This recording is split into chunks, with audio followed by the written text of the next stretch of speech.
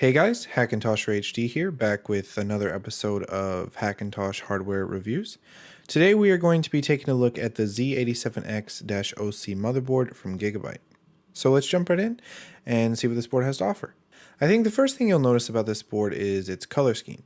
For a few generations of motherboards now, Gigabyte has been coloring the high-end boards that are designed for overclocking with this nice orange and black. Previously, the boards that were designed for overclocking didn't work all too well in OS X, but with this generation it seems to have changed a bit. Normally, these overclocking boards are priced extremely high in the $300 to $400 range, sometimes even more. With this generation, there is still a $400 overclocking board from Gigabyte, but this board that I'm reviewing comes in at a much more decent price of $200. That may still seem like a high price to pay for a motherboard to some people, but it will be up to you whether this board is worth the price tag once the review is done. So let's go ahead and take a closer look. This board features the 1150 socket from Intel, supporting all of the 4th generation Haswell CPUs. We have 4 memory slots, each of which support up to an 8GB stick in each, enabling you to load this board up with 32GB of RAM. As for expansion slots, you can see we have 4 PCI Express X16 slots, which actually allow you to use 4-way SLI or Crossfire if you were to install Windows on this board alongside OS X. We also have a single PCI Express X1 slot and 2 legacy PCI slots. As for SATA, we have 6 SATA 3 6 gigabit per second ports next to a couple of USB 2.0 ports that I'll talk more about later. As for front panel connectivity, we have our front panel audio, 2 USB 2.0 headers, as well as 1 USB 3.0 header along the bottom and a USB 3.0 header near the memory slots. As for fan headers, we have 5 4-pin fan headers that are here, here, here, here, and here, as well as 2 3-pin fan headers that are here and here. As for some more board-specific things, we have a whole array of surface-mounted buttons, switches, and voltage checkpoints, of which most will be unimportant to the majority of people, especially the ones using this board for a Hackintosh. But the more important things that some people will be glad to see included with all these things is a surface-mounted power and reset button. These are used for testing to see if your PC runs and works good before installing it into a case, as well as a debug display here so you can diagnose any problems with hardware that you could run into, such as bad memory and other things like that. Also added to this board is an extra 4-pin CPU power slot and a 6-pin power slot for supplying power to your PCI Express slots. It isn't necessary to plug these extra cables in a standard system, they are only adding to the overclocking theme of this motherboard.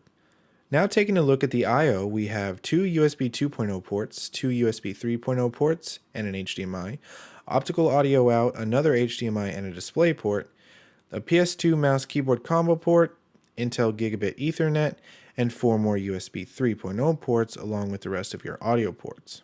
This thing here is a button that Gigabyte is calling OC Ignition. Basically, you should just ignore it and leave it alone, but for those of you who want an explanation on what it is, basically when this button is pressed, it turns off all the power to your CPU but leaves it on for things like hard drives and fans, basically just adding to the overclocking theme of this motherboard. Now spinning the board around like you saw before, there are 2 more USB 2.0 ports on the opposite side of the board. These are just normal USB 2.0 ports that work perfectly fine in OS X and Windows. The only reason they're on this side of the board is because, like I said, this board is designed for overclockers. And most hardcore overclockers do their testing and overclocking on a test bench, so the USB ports are designed to be easier to access for them.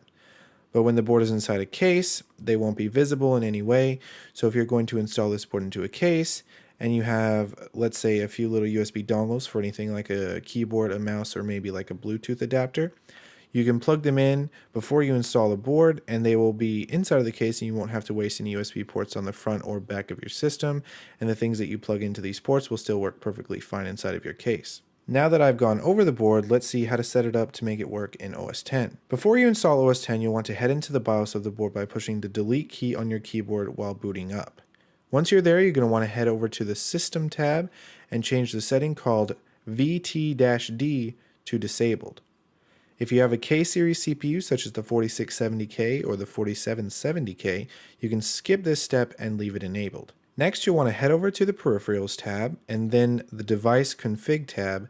There you'll want to change the initial display first to IGFX. You can then save these settings and exit the BIOS and boot into the Unibeast flash drive and install OS X normally. Once OS X is installed and booted up, you're going to want to open MultiBeast, click Quick Start at the top, then select DSDT Free, then click the Drivers tab, then Audio, Realtek, without DSDT, and select the ALC892. Then on the side, click Network, select the Intel option, then select the Bootloaders tab at the top, select Chimera version 2.2.1 or the latest version available, then click the Customize tab at the top, make sure the following are selected, then continue to the Build tab at the top, make sure the drop-down menu on the side is set to install the settings to the drive that you installed OS X on, then click Install and wait for it to finish installing. Once done, you can reboot your system and everything will be working perfectly. Graphics, audio, and networking all worked flawlessly, and I ran into no problems when using this system for about a week. During testing, everything on the rear I/O worked except for the PS2 combo port, which I've never seen work in OS X, and most people don't have a PS2 keyboard or mouse anymore, so that shouldn't be a problem. Also, I should say that I didn't test the DisplayPort as I don't have a DisplayPort monitor, so I'm not sure if that works or not, but both HDMI work perfectly.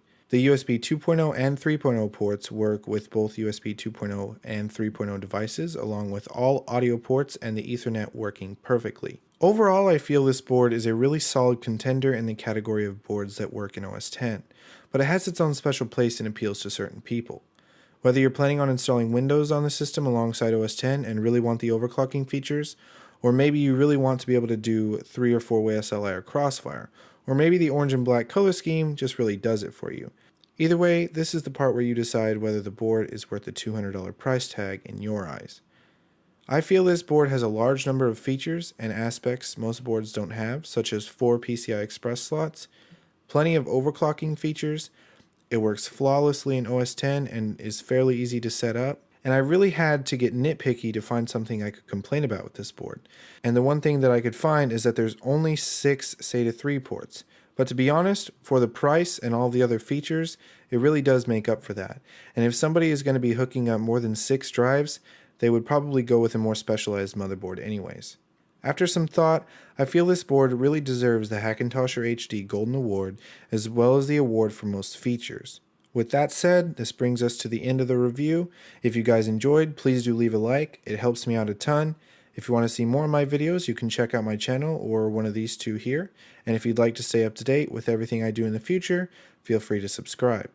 I hope you all have a great day, Happy New Year, and I'll see you in the next one.